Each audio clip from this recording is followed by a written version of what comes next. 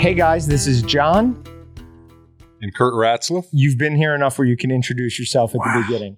Old reliable. Old reliable. Very special episode of the Meatgistics podcast. We were going to have two guests today. We were going to do them in separate segments.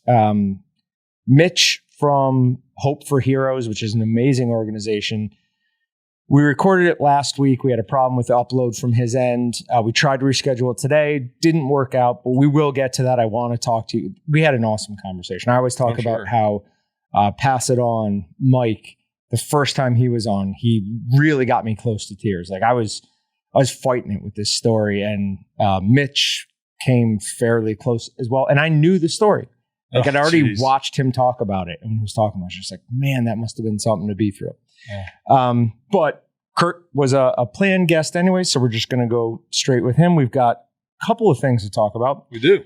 This is going to be released on the 31st, I believe. We're recording it on the 22nd, so forgive us if anything changes between then and now. But we will have our, the Walton's New Year's sale will still be going on. So we've got good savings on some grinders, some stuffer, mixers. So check that on out at waltonsinc.com/sales. Go. We've got all kinds of stuff set up as well. We've got a class here that we're going to be doing on January 8th that I'm pretty excited about. We're going to have a processing clinic on deer, basically kind of geared towards people who have never cut up a deer before. Or haven't cut up very many. Right. And so I have the advantage of being raised in a butcher shop, I guess. We'll say it that way. I was free labor there for a while. Well, like that's what happens. Yep, that's what happens. And so I've cut up a few deer, but the way I cut them up has changed a little bit over time as well. But I've got a very easy way for people to learn how to cut up deer, and with very little equipment, take a deer out in the field to all the way to your freezer. Yeah, and with minimal equipment and that kind of stuff, and we kind of go through that. You guys are nice enough to let us use your media room here. Yep. And so we're January 8th from 9 to 11. It's a Saturday morning. We're going to cut up a deer and have a nice camera set up where everybody can see what I'm doing up at the front of the classroom, and it'll be pretty sweet. Yeah, so we've got a classroom that sits about 50 people, just under 50 people. Our plan was to put it on the highest desk, which is at the front of the room, and just put plastic, like these, very similar to these. They're just much bigger cutting boards. Brett objected to that. He was like, well, it's going to run down. The blood will run down. I was like, well, yeah, it definitely will. Like I wasn't even about to argue that. So I'm like, all right. So what we're going to do is we're going to roll in one of our polytop tables. We've already set it up. We're going to set up a camera with a really good angle, and we're going to run it to our projector in there. So everybody, no matter where you're sitting, there will not be a bad seat. We're also going to give people the very, very basics of what they will need. I've got a roll of butcher paper that I'm going to cut into something sized sheets. It's an entire roll, so we should be able gosh, you're doing the whole roll? Yeah, we should be able to give everybody a decent amount. So everyone's going to get to leave with that. They will also get this fantastic Backcountry Hunters and Anglers of Kansas and Walton's co-branded cutting mats. Other than knives, there's probably nothing I use quite as much as that. Totally agree. Anything I'm doing, I was grabbing. Agree. I even have a nice wooden cutting board with my name lasered into it. Still grab those. I use those all the time. They're so convenient. 100%. And they're easy to clean. Yes. Half the time, honestly, I just rinse them, spray them with the disinfectant. I'm like, that's good. Yeah. That'll do it. Yeah, trying to do a wooden cutting board, you really have to work at it, get into it. It's nice to do a wood cutting board every once in a while, and I've got a butcher block table from my dad's old shop. Nice. And so I break those out every once in a while. But yeah, if I'm just making breakfast or cooking dinner or something, it's these guys every time. Yep. Every time. I am so pumped about that, and I can't thank you guys enough for working with us and getting those taken care of and of getting course out. And I can't wait to get them out to people in the public, man. I'm pumped. So obviously we have these cutting boards. We also have 2 seasonings coming soon. We have the Backcountry Sweet and Sassy Garlic Pepper Rub and the Backcountry Wild Game Seasoning Now. It's going to start getting confusing what we do with you and what we're doing with National. Yep. Because obviously you're Kansas, but we're now a national sponsor. A big national sponsor. Yep. Thank you. Absolutely. I mean, we say it all the time, but certain organizations are just really easy to get behind that mission. You and Pass It On are 2 of those that are just like, well, that makes total sense. Appreciate that. Why wouldn't we? Plus, just being totally honest, the price difference between the second highest tier and the highest tier is not big enough where we saw any value in not going to the highest tier. So just went with that. Because if people don't know, Walton's is becoming what's called a Platinum Plus sponsor with Backcountry Hunters and Anglers. The other organizations in that group are like Vortex Optics, Go Hunt. I can't remember some of the other ones.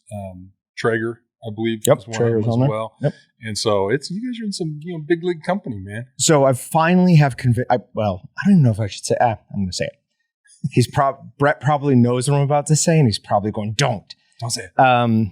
I've been on Brett for a while to release. We don't even have to release necessarily the numbers, but we should have somewhere where people can go and look at all the organizations we donate to, because it's amazing. You guys are awesome. Yep. I mean, it's astounding. I mean, I don't know how much you give to everybody, and I don't know all of the organizations that you give to, but Walton's is amazing at the community service end of it, whatever you want to call it, philanthropic endeavors, whatever you want to call it.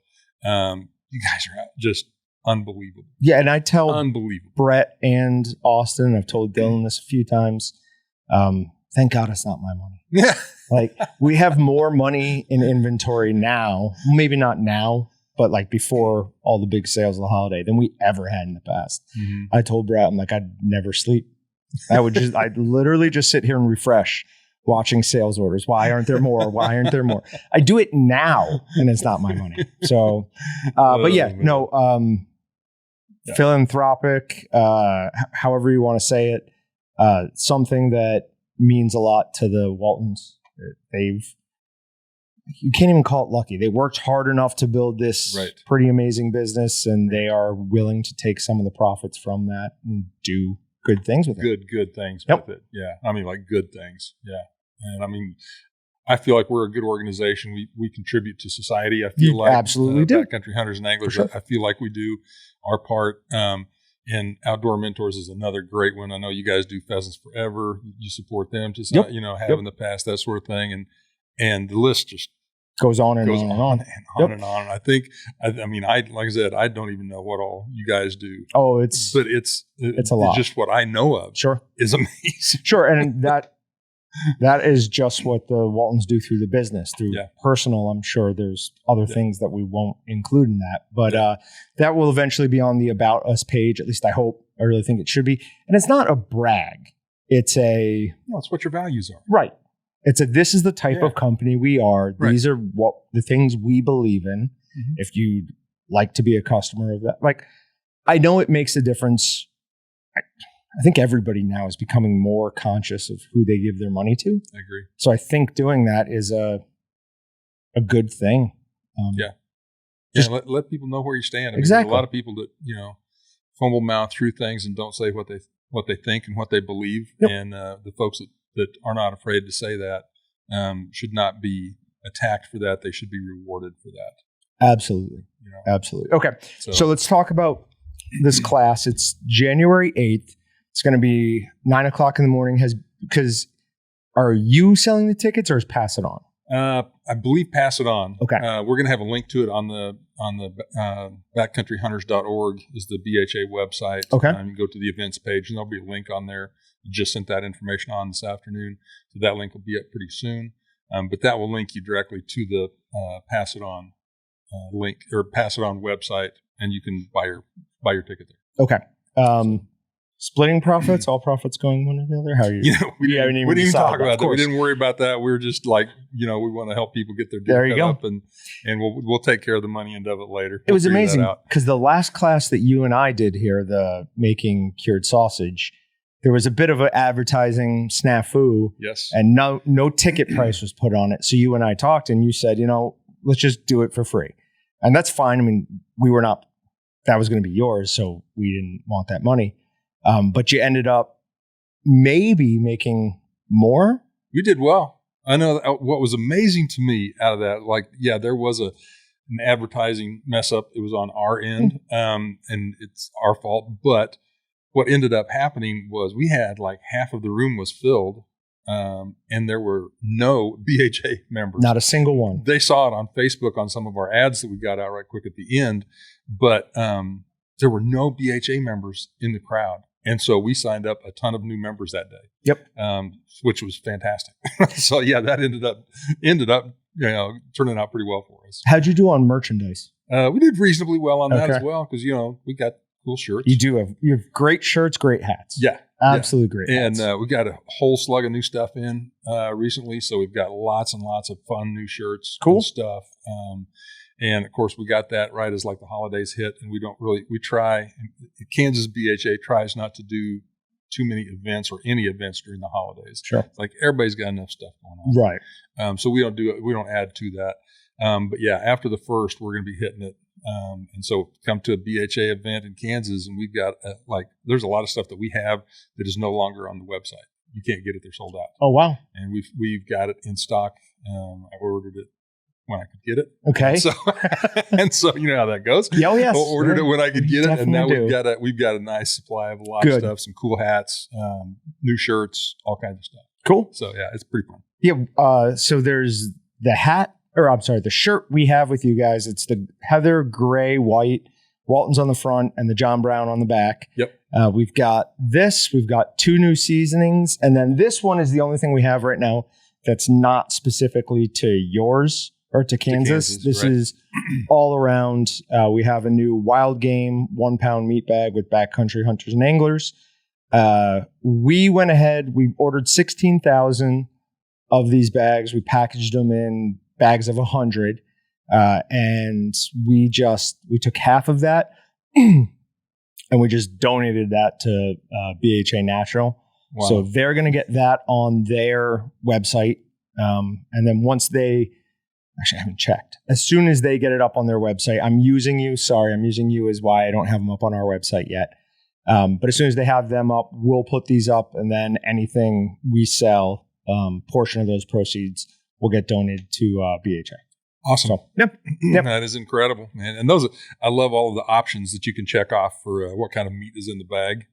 Because usually it's on you guys' standard bag, it's 3 or 4. Yeah. Yeah. And it's still wild game stuff. It's elk, deer.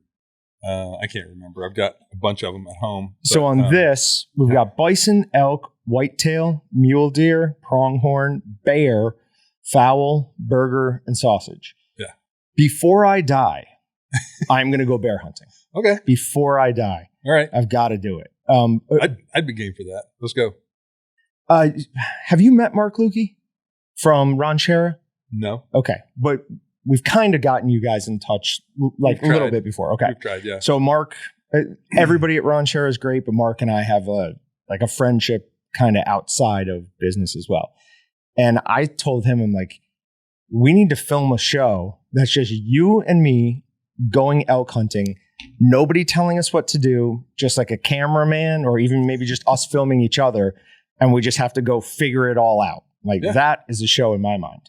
That'd be awesome. But on the back of this, there's a quote by Jim Poswitz. Yes. Beyond Fair Chase, which I know is near and dear to your heart. Yes, it is. It's hunting is one of the last ways we have to exercise our passion to belong to the earth, to be part of the natural world, to participate in the ecological drama, and to nurture the ember of wilderness within ourselves. That is a great quote. It's awesome. That is a great quote.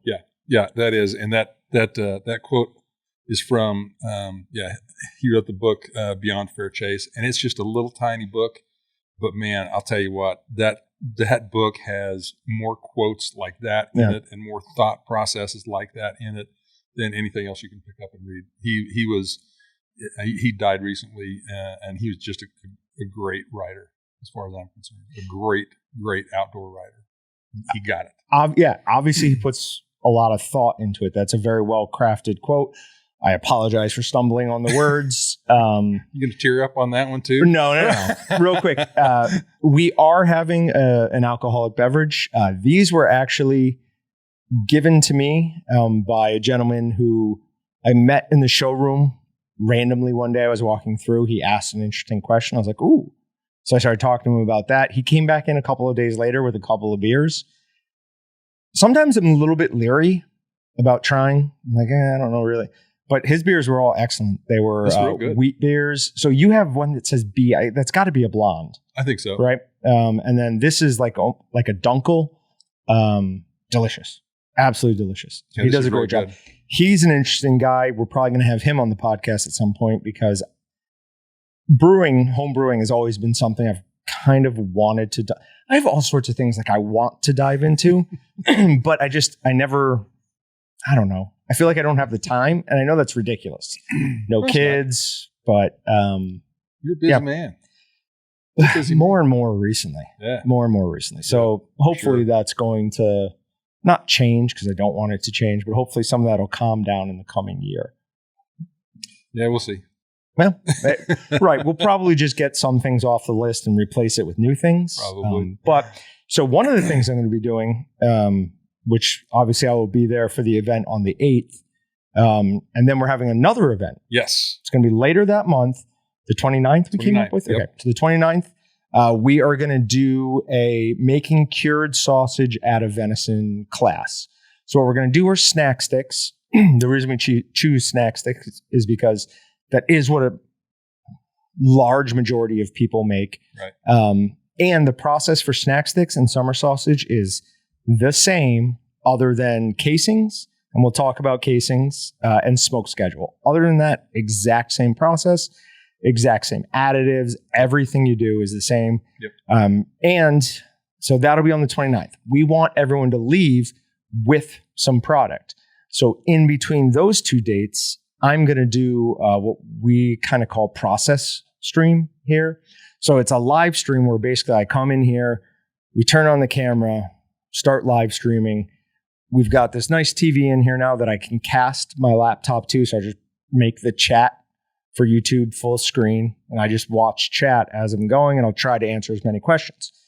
One of the things that can be kind of frustrating with some of our process streams is it's definitely not a 9 to 5, but this is like a day job, right? So a lot of the times I'm doing things, I'm not able to reach as many people as I would want. So we're going to do this either on a weekday night or on a weekend. I don't know which yet.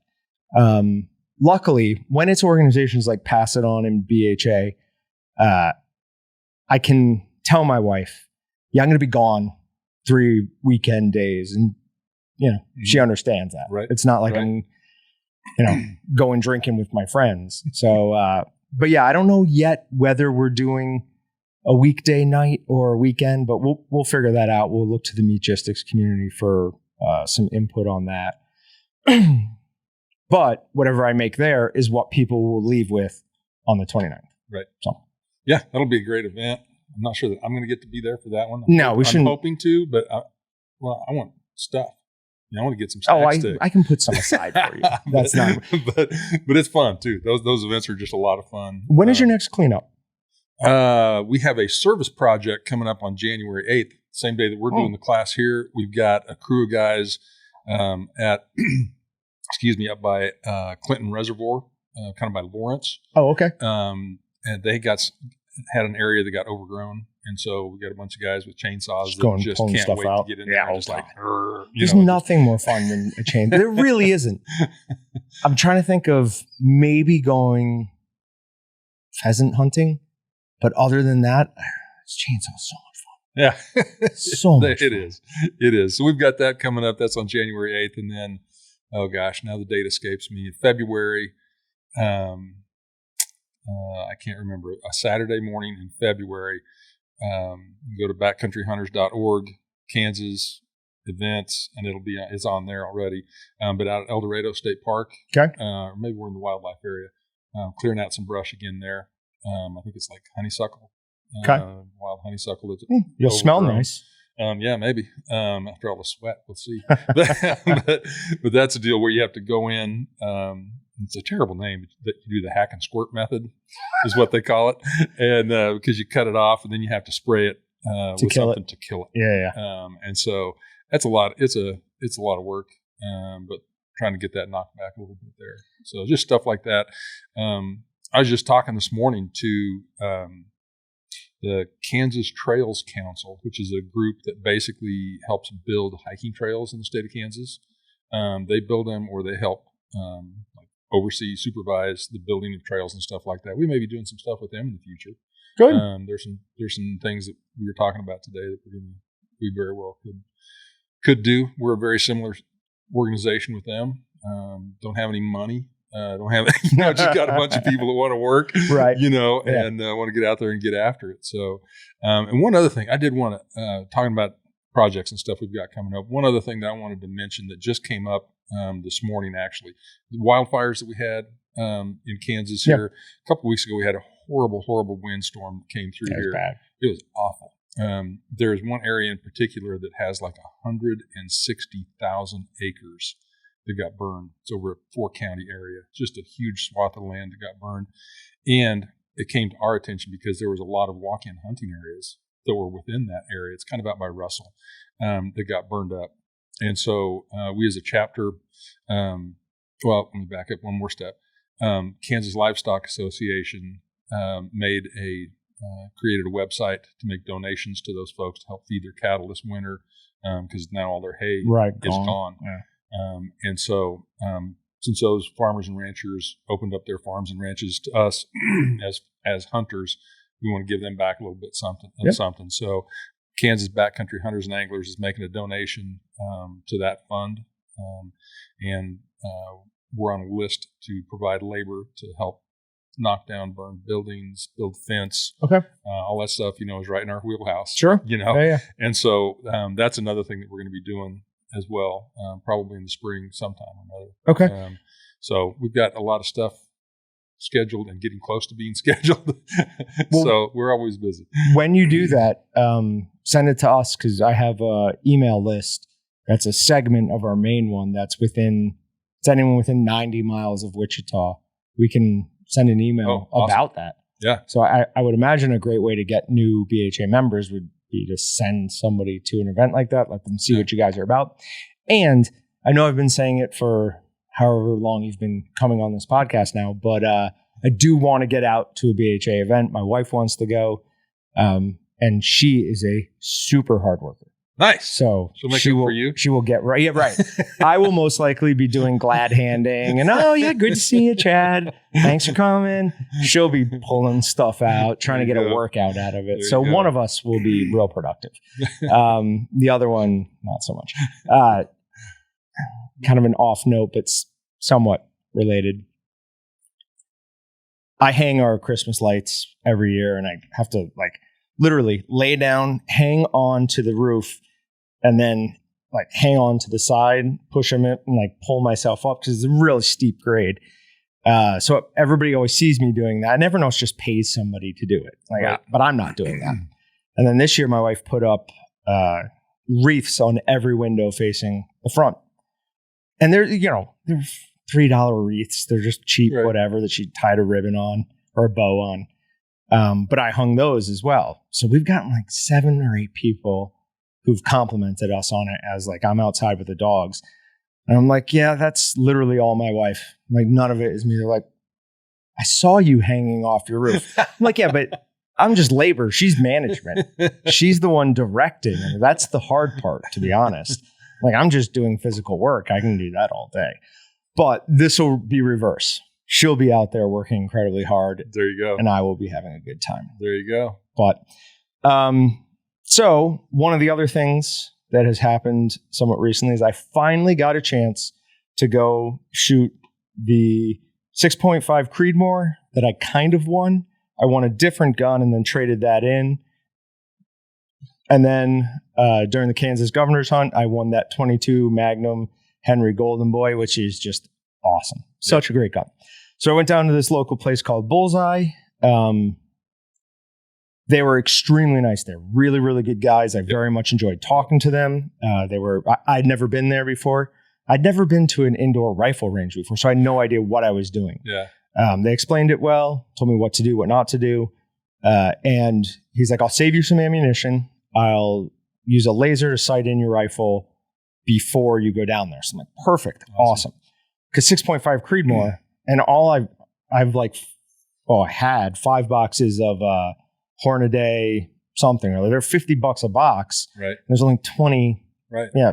So not cheap. Nope. Anything I could save would be good. So he puts it on there, and apparently with a 6.5 Creedmoor is worse than other ones because how necked down it is at the end. It's really hard to get a laser sighting to fit in and have it actually sit in there correctly. It usually like angles one way or the other. So what they have is just a laser with a magnet on the back. So they put that right on the end of your barrel and sighted it in. So he's like, all right, it should be good. He even said, he's like, the only thing that could throw this off is if your barrel is not perfectly even at the end. He said if it's cut off at all. Well, if people listening remember, the barrel stamp on this was so poorly done that I was sure I had this new thing called like 8.5 or 8 point something Creedmoor. And it's basically a blackout. It's a brand new round.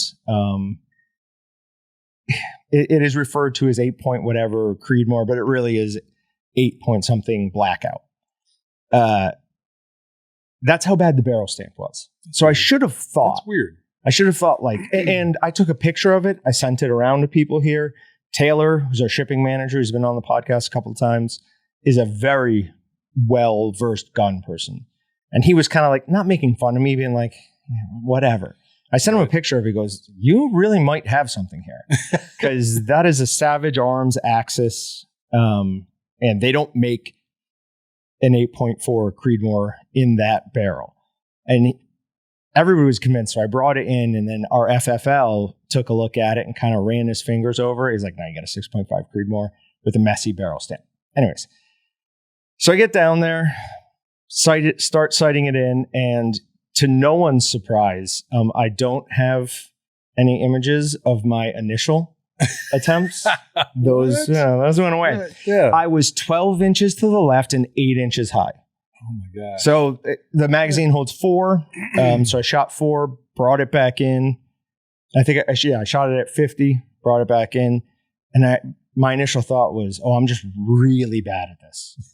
Because I was, I was sitting down and they have the brace there for you, but I didn't use that because you're not going to have that when you're out. Right. So I was holding it with my elbow on the top.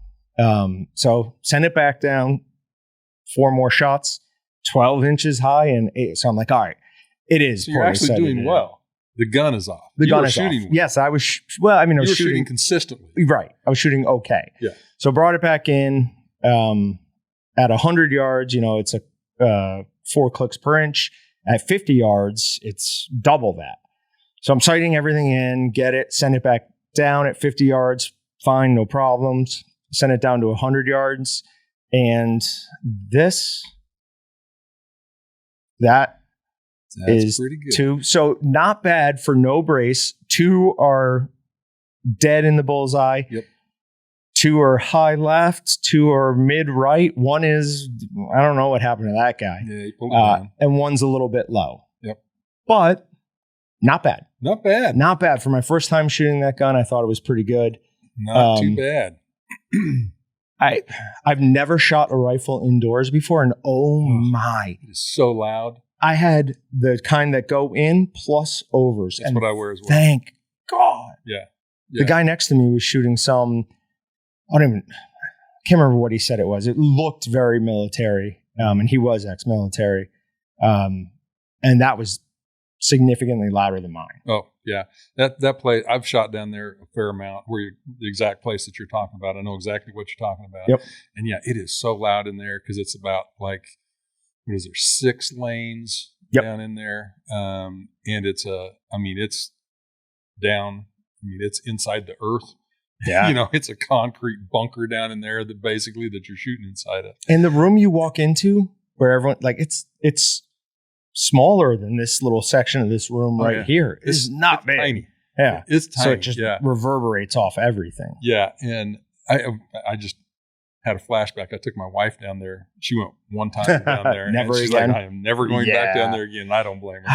It's loud.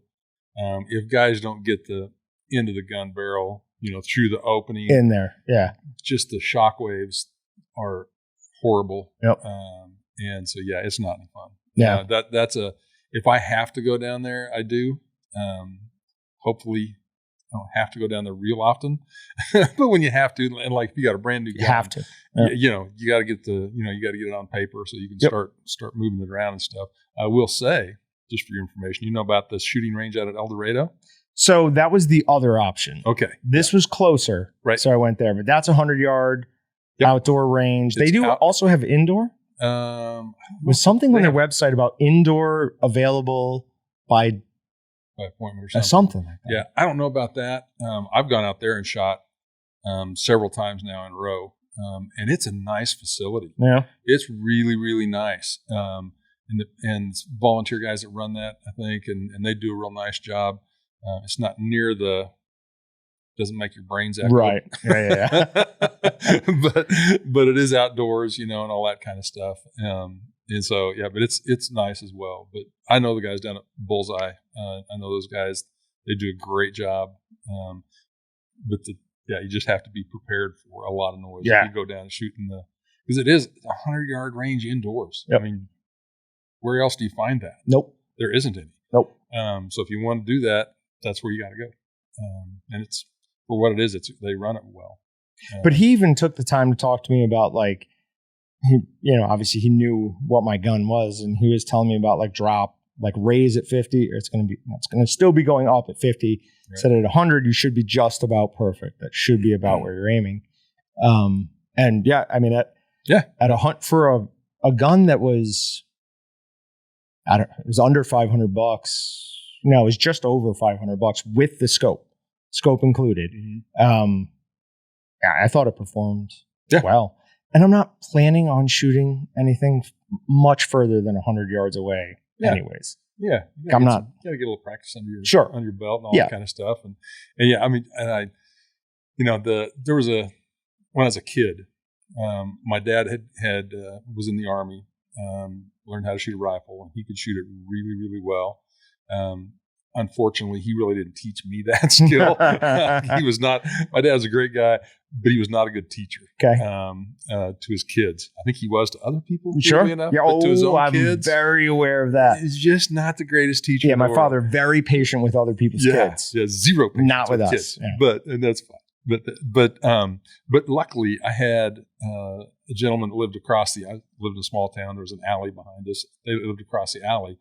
And he made several trips to the Yukon to hunt, and had all kinds of, trophies in his house and all that kind of stuff. And we were not in a good part of town. I don't know how he got to do that. I have no idea, but maybe that's where all his money went. I don't know. But he gave me his checklist that he went through before he pulled the trigger each time he pulled the trigger. And it was 20 steps long. But he was a very precise, very, you'd almost say OCD kind of guy. He was really into details. How many of those can you remember? None. No. Okay. Okay. I've got them written down. I've got the list that he gave me. Okay, that's cool. He gave me a handwritten list. I've got it. I'm not that guy. Right. I'm just not. Neither am I. And so, but yeah, you can make shooting really, really, really detail oriented. And I do a few things, but I don't know if they're on Jerry's on list his or list. Not. Yeah. The one thing I do. So when I got a handgun a couple of years ago, I think it's called a pink rhino. It's a laser bullet that actually goes in the chamber. You have to rack the slide, and when you pull the trigger, the firing pin hits the back of this little bullet, and it sends real quick a laser out. So you can see where. So I dry fired like crazy for about 3 or 4 months, just constantly doing it. And from that, I finally got to the point where I can just leave both eyes open, no problem. Mm-hmm. And I was shocked at how easy that was with the scope. Like I figured as soon as I put a scope into that equation, it was going to make it way harder to leave my left eye open, but it didn't at all. Yeah. Like it's like, okay, it's the exact same thing, basically. The only thing that did happen, oddly, it happened at 50, but not 100, is occasionally my eyes would switch dominance. And I was like, and I'd have to like concentrate to get it back to the scope eye. So it was, I definitely close an eye. Do you? Yeah. With a scope? Absolutely. Yeah, I do. Now, I'm not Mr. Rifle. Like I said, I always say that I'm a competent shooter with a rifle. Sure. I am not great. I am not precise. And if I can't get close enough using like outdoor skills, hunting skills that I know how to do, if I can't get close, then animal wins. Sure. And we'll face off another day. Yeah. And that's that, because I'm not that guy. But yeah, I definitely close my left eye. Definitely. So, okay. And like I said, I don't know enough about stuff to know whether that's right, wrong, or indifferent. That's what that is one thing my dad taught me. Close that eye and close your left eye and just look through there. But so I wonder if it's obviously I do way more shotgun, both hunting and shooting, than rifle, and obviously practicing with my handgun. I wonder if that's something I've picked up from there that I'm thinking is the right way to do it, but actually isn't. Yeah, no, like shooting a shotgun. Both eyes are. Oh yeah, absolutely. Yeah, absolutely. Yeah, for you're sure. looking at the gun. You're always looking at the target. Mm-hmm. But with a rifle, I close my left eye every time. So I don't know. So the other portion of that was the Henry 22 Magnum Golden Boy lever action. So first of all, it's the hexagonal barrel. So the gun is incredibly heavy. Like for the size of it, it is seriously heavy. And then when you add it just being a 22, it has less kick than a BB gun. Yeah, probably. If it's that heavy, yeah, I believe you. There's ting, ting, or ting, ting. The first 2 shots I took, I was like, something came out, right? Like I kind of heard something, but I had 2 ear protection devices in. There's no kick. I'm thinking they're going down. So that is a mix between 50 yards and 100 yards. The 100 yards, like those ones real low, the 2 real high, those are definitely at 100. Yeah. And I'm sure there's some a little bit further out that didn't quite get on paper. But that was a ton of fun to shoot. But I think that gun is probably, unless I start hunting rabbits or... Which is fun. Coyotes, maybe? Coyotes probably the biggest thing you'd kill with that, I'd imagine. Yeah, probably. Yeah. But I imagine that's just going to be a fun... But how much fun is that? Plink. Oh, unbelievable amount of fun. And that's what my wife and I've been trying to move out of our house since we built it, basically. It's stupid big for the 2 of us. There's a whole half of it, which is the basement, that never gets used. We even bought a sectional down there that the dogs are allowed on to try to make us go down there more. We never go down there. Literally ever. It's ridiculous. So I want half the house, 10 times the land. And if that means I have to drive 25 minutes to work, whatever. Yeah. Although I will miss having a 3-minute drive to work. Yeah. That is a very nice thing. That is pretty sweet. It is a very, very nice That's pretty sweet. Pretty sweet. All right. So another thing, we're not talking about it this time, but you're going to come back at some point, maybe after maybe after both the classes are done, sometime in February. Yeah. There is the Gawa? Rewa, however you want to put it. Sure. RAWA. Recovering America's Wildlife Act is the name of it. And I think you sent me a thing from Fox News, a link to it. And yeah, that is like probably the major outdoor legislation piece that's going on in Washington right now. And before anybody thinks, oh, Democrats are, in charge of the White House, and this has been in the works for literally decades. Yeah. Decades. This is the result of a ton of work, and it's introduced in both houses. Yeah, but it's very bipartisan. It's bipartisan. It's awesome. Absolutely. And I'll give a little shout out here. Our Kansas senators, both of them, both Marshall and Moran, are now co-sponsors of that. And to show you the bipartisan nature, on the House side of things, the only Kansan that is a co-sponsor on the House side is the Democrat from the Kansas City area. Okay. Sharice David. And so she's the only Kansas co-sponsor on the House side. She's a Democrat, and the two are Republican senators. So, I even wrote a letter to the editor. How about that? Great. To the Kansas City Star, thanking them for doing that. Because it's huge, and it's kind of a confusing deal. It's a little bit hard to explain. But I think of it as like a preventative maintenance kind of deal, because one of the things that is really hard in the outdoor world is when an animal gets placed on the endangered species list or is threatened, because then everywhere that's within their range, everybody within that range starts getting regulations put on them. Right. And nobody likes that. Yep. Rightfully so. And so the thought behind the Recovering America's Wildlife Act is to keep animals off of the endangered species list. That's like the big point of the whole thing. And so you can look at it a couple of different ways. It's like, preventative medicine that you take, for yourself, you should take. How about that? Don't like it. The way that I like to think of it is it's like paying for changing the oil on your vehicle instead of just driving it until the engine blows that up. I can deal with. I think that's the way that it makes sense to me. Okay. Because like getting an animal on the endangered species list is like the engine blew in your vehicle. Nothing works. Everything changes. You got it's like very expensive. And then you can never get it off. Yeah. I just checked to make sure. But great white sharks are still on the endangered you and your species. Sharks. They are not endangered. You and your sharks. They're in no way, shape, or form endangered. Talk to any surfer, any fisherman. They are back in unbelievable numbers. And it's all because of the conservation we've done with the seal. Yeah. And there's some truth to that. Absolutely. What you're saying, like once you get on the list, it's like, it's hard to get off. Because there's the big thing with grizzly bears, they were put on there. Should they come off? Should they not? That whole thing. So the thought process behind the Recovering America's Wildlife Act is to keep them off the list. Right. Spend a little bit of money. Like if it becomes like, if somebody finds out that an animal, and it's not just game animals, by the way, it's just animals. Right.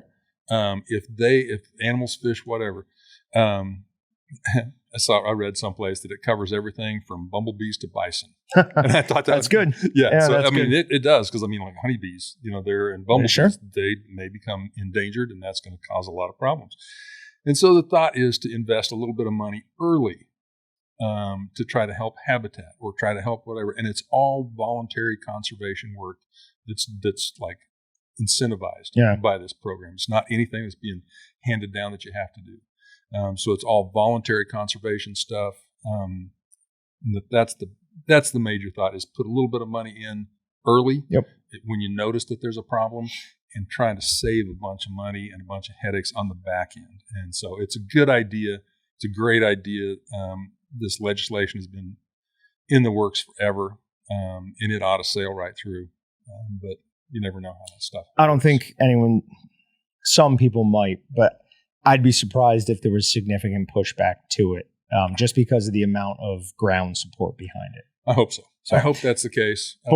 One of the things you said, I had the chance to talk to somebody, one of my friends, from back up in New York recently, and we were talking about conservation and hunting. And he's very much of the hunting bad, hurt environment, I'm like, hey, 90% of all the funds that go into wildlife management from hunters, from outdoor enthusiasts with I want to say Pitney Bowes, but I know that's Pittman Robertson. What was Pitney Bowes? Some book thing. That was like a computer company or a typewriter business or something like that. Something like that. But yeah, so interesting. I had thought that we had gotten past that negative image of hunters, and I wonder if that's because I kind of had that a little bit, like growing up in New York. There were hunters around us for sure, but I didn't really engage in that community. Coming down here, living in Texas a little bit more, and then coming down here, obviously completely opened my eyes to it. But sometimes I tend to think everybody thinks like I do, and obviously they don't. Thank God. Thank goodness. Oh my God, it would be bad. But so we do, or in general, I think hunters do a good job of having a positive public face. And a lot of that is thanks to guys like Steve Ranella, Rogan, Green Tree, all those guys who have huge voices and use it responsibly. Yep. But there's still more work to be done for sure. Oh, for sure. And the Pittman-Robertson Act, and I'm no expert on it, but I know kind of the basics, probably enough to be dangerous with it, you know, but that, you know, that's like a voluntary excise tax that was placed on hunting, like shooting equipment. I want to say it was in the 1930s that was enacted. And it was hunters asking for that. Please make us pay more for guns and for ammo so that we can have places to go and have things to hunt. Sure. I was just recently ran across a really good little series of videos from the Rocky Mountain Elk Foundation, and it's called "Hunting is Conservation." Conservation is hunting. I think it's "Hunting is Conservation," but they do a really good job there at pointing out the numbers, like because hunters have paid for. I mean, I hate to say it, but like nearly all of the conservation that has happened in the last 80 or 90 years in America. And are happy to do so. Don't have a problem doing that. And it's through that Pittman-Robertson Act and that sort of thing. Now there's additional ones that have come around. Archery equipment now carries that. Some fishing equipment now does. So there's been some other things that have been added into it. But yeah, hunters have funded conservation. That's part of the need for the money from the Recovering America's Wildlife Act, to be honest with you, because the number of hunters and fishermen and stuff like that is reducing. And so they're trying to come up with some additional funds. Well, I'm hoping to change that. Yeah, last year there was more hunting licenses sold. Yeah. So I've said it numerous times. I think we're on the upswing. I think all this pandemic stuff made people A, want a firearm, and then B, these people had a firearm and like, well, what do I do with it? Yeah. Yeah. I hope, you know, it's going to be interesting to see. And we just recorded a podcast, the Kansas BHA podcast, sponsored which you do great reads. Great reads. Thanks. We just did a podcast yesterday with the big game biologist for the state of Kansas. Oh, really? Talking about deer. Okay. We did an update with him because we had him on previously, and we talked about chronic wasting disease, and it was very. Can I get his information? I've been wanting to get somebody on CWD for a while. Absolutely. He's the guy that knows. Awesome. But we had like a fun conversation, much more fun conversation, because after we did the first one, it's like, we need to do this again and then have fun with the next one. And so we did that, and I can't even remember what the heck I was talking about, but the funding and the numbers, that's what it was. He was talking about that, and they just did like a great big research project out in western Kansas that was funded by Pittman-Robertson money to a large degree, and that has funded so many conservation efforts across America that it's just astounding. Yeah. And it's not, they were studying mule deer and white-tailed deer and their interaction because there are both out in western Kansas, and the ranges, and they were just studying a whole bunch of stuff that basically is conservation oriented, like how do we keep these deer here. And so it was all Pittman-Robertson money that did that. And so it's conservation. And it's working. I mean, there are elk east of the Mississippi again. Yeah. There's not a ton of them, but they're there. There's more deer now than when Columbus landed. I mean, there's all these success stories. Well, that's yeah. We were talking with him, and I remembered what I was going to say about that because we were talking. You're talking about the success stories. We were talking about how Kansas is a success story with our deer population right now because it's been managed so well and all that sort of thing. And we had a huge spike in the number of non-resident applicants for Kansas deer tags. Yeah. In the past, we've always had like it pretty close to enough that if you applied, you got one. And last year, that was not the case. And so there's been a huge outcry of, we got to change this. My buddies have been coming here forever hunting. But there was like this huge spike in the number of applicants. And it's going to be interesting to see whether that was pandemic driven, because I saw that in my own hunting experiences this past year. Like my elk hunt that I went on, there was people everywhere. Really? And I talked to a couple of guys that had hunted up there a lot in the past, and they said, this is nothing like it usually is. Usually we're up here by ourselves. And there were people everywhere. I didn't get an antelope tag this year in a unit that I always get tags. Yeah. I always get tags there. And the success rate of getting a tag in the unit that I applied for went from 95 or 97% down to 30-something. Oh. And so we didn't get any antelope tags this year. And so it's happening everywhere. It's not just Kansas, but it's going to be super interesting if everybody can just cool their jets a little bit.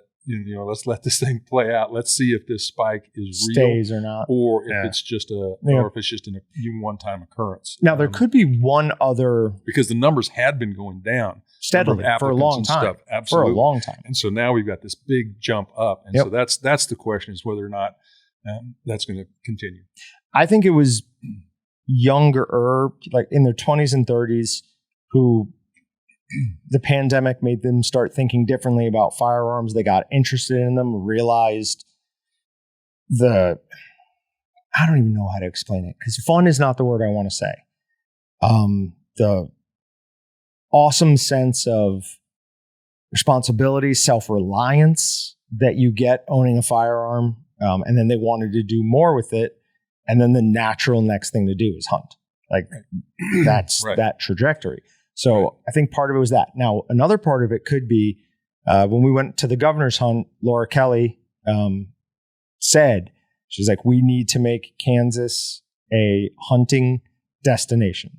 So maybe she has been working on that in the last year. And I think they've been working on that for a while. And like I said, just yesterday, we were talking to the deer guy, and we were talking about that and what a huge economic driver deer hunting has become in Kansas. Because it used to be that, Kansas was pheasant hunting. That's what everybody thought of. And now it's like most people think of Kansas as a deer hunting, white-tailed deer hunting. For sure. Place to go, destination. We've got great sized deer. Oh, they're huge. Absolutely great size. I mean, in comparison, they're really big. Yep. I mean, I shot a little forky buck. I was in efficient hunting mode. I had one day to go hunting, and I was like, pretty much whatever walks out in front of me is going to be in my freezer. And and my favorite kind of deer walked out in front of me, just a little forky buck. So he's, a little over a year old, hasn't been rutting hard, hasn't been fighting hard, had one side that was broke off, and that kind of stuff. But I really, I shoot deer for the meat. I am not a horn hunter in the slightest. I don't care anything about that. But I got 50 pounds of meat off of a 1.5-year old deer. Nice 50 pounds of meat. Tender. Yeah. At that it's age so too. tender. Yep. Oh, it's ridiculously tender and delicious. So is that the one I'm going to get to make sausage out of? No, that's mine. I see. I'm probably going to get some 7-year-old. Yeah, you're going to get some 10-year-old doe or something. Who's just lost 30 pounds from the rut. But yeah, I mean, the deer here in Kansas, like, they have big bodies. And obviously the headgear that they carry around is pretty impressive too. Can be, for sure. Yeah, for sure. For sure. Real quick, you mentioned an organization in Kansas that helps with hiking trails? Yes, Kansas Trails Council. Okay, Kansas Trails Council. I just started talking with them, so I know very little about them, but we're going to be doing some stuff with them. Okay, cool. where are your favorite places to hike in Kansas? In Kansas, there's one. First one that came to my mind is out at Cedar Bluff Reservoir, which is out in western Kansas, kind of by Walton. Okay. There is a cool little trail out there that goes along. It's called Cedar Bluff because there is like this nice big bluff that goes down to the reservoir, and there's cedar trees around. But there's a trail that goes along. I think it's the south side of the reservoir. It's just a cool little trail. How long is it? Oh my gosh, I don't know. 3 miles, I want to say. Okay. That's just a guess. Yeah. But there are some really nice trails in Kansas that I haven't done. There's one at the Tallgrass Preserve. Okay. There's some nice trails there. Out by Strong City and Cotton. What's the little town that's there? I can't remember. Anyway, it's the only national preserve in Kansas, Tallgrass Nature Preserve or something like that. It's right in the center of the state, kind of, and it's got some really cool trails. You can go out and walk with the buffalo if you want to. That is cool. If you're into that, as long as they keep a distance. Yeah. So they're. Well, you need to keep your distance. Right. Yes. It's their place. but yeah, and then there's Elk City Reservoir down in the southeast part of the state. Okay. Has a long trail down there. You can even camp along it. When I was talking to the Trails Council guy, he was telling me about a really cool trail at Clinton Reservoir. I've not been on it, the George Latham Trail or something like that. I can't remember. But there's some cool trails around. There really are. You'd think Kansas, there's no trails or whatever. But there's some of them that are pretty cool. There's a short one down at Elk City Reservoir that just around the dam area. I've done that one. It is really nice. You get to scramble on some rocks and stuff. It's kind of fun. It's one of the things that Kansas BHA is working on. One of these days, hopefully, the government wheels will turn enough that we're trying to get access to a 7,000-acre parcel of land that is really configured cool. It's long and narrow, and the only way that you can access it is from two ends that are, say, either 3 or 4 miles apart. Okay. And so foreseeably you could do like a 7-mile loop trail, and it's in an area where the natural grasses or where the grasses have been grown that were like back in the day grasses. Right. They've taken it back to what it actually looked like when wagons were coming across here. And so the thought is we're hoping to get that set up so that you could spend a night out on the prairie and have kind of a similar experience to what people would have had coming across in a wagon train and that kind of thing. That is pretty cool. So that would be pretty fun. Yeah. So does not exist yet in Kansas, but we're trying to get it. So that's awesome. I want credit for the fact that I did not bring up the American Serengeti project when you said original native grasses. Is that what? No, don't do it. Don't do it. I've ruined it now. All right. So anything else we want to hit on? Gosh, it does seem like there was something. Because this was supposed to be a 30-minute segment. We've been talking for an hour and something at this point. Are you kidding me? Nope. Oh, my God. We're long-winded. We are. We are. Sometimes it's good. Sometimes it's good. I can't believe we did an hour. No, we've done over an hour. That's ridiculous. So. Well, last time you were ashamed of me. You wouldn't even put my face on the screen. Last time I was here on the YouTube deal. We had no video. No, something happened. Patrick wasn't here for that, so we messed it up somehow. Who knows you were what ashamed we did. of me. Yeah. Yes. Obviously. Is this your 5th? I don't know. You've been on, far more than you're on more than Austin is nowadays. You're going to have to start like listing regular contributors to your probably podcast do. Or something like probably that. do. We're in a good time right now with a bunch of guests lined up. So hopefully going forward there'll be some really good conversations coming up. We'll keep doing this as long as people keep listening. It's awesome. It's a lot of fun. It's a lot of fun. It really is. I don't want to talk about it too much because we are going to have him on the podcast again. Mitch from Hope for Heroes.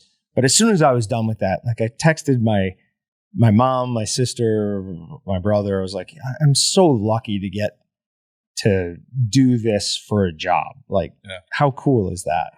I the Kansas BHA podcast. I really, really love doing those. I really do. It is so much fun. And when we could do like in-person ones, like we haven't the one that we did with the big game biologist yesterday was the first one we've done in person. I don't know how long. Hopefully we'll see if we can keep doing them. Yeah. But, and it was always like, I always looked at that as like my paycheck. Like I got to go someplace and talk to somebody really cool. It's a fair way of looking at it. Have it and just get to sit and talk with them, and talk about stuff that's fun or interesting or whatever. And yeah, it's just we're really lucky to get to do this. It's crazy. Yep. Really, really lucky. Really love it.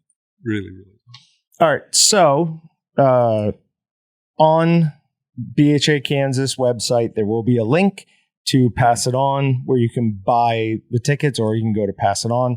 But obviously, we want you to go to BHA Kansas first. Sure. See what they have. They'll have new merch. So is the new merch up on the site? Yes. Yeah. Okay. So go to backcountryhunters.org. That's the national website.